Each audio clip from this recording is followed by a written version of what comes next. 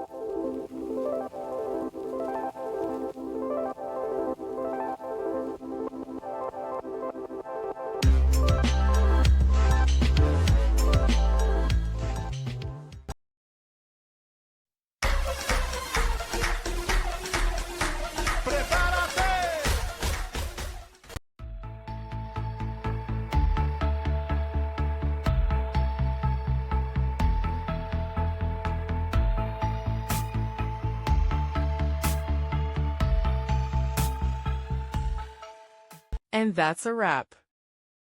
I hope you found the answer you were looking for. If you did, take a second to hit that subscribe button. It really helps out. And let me know in the comments which solution worked best for you. See you next time in the debug zone.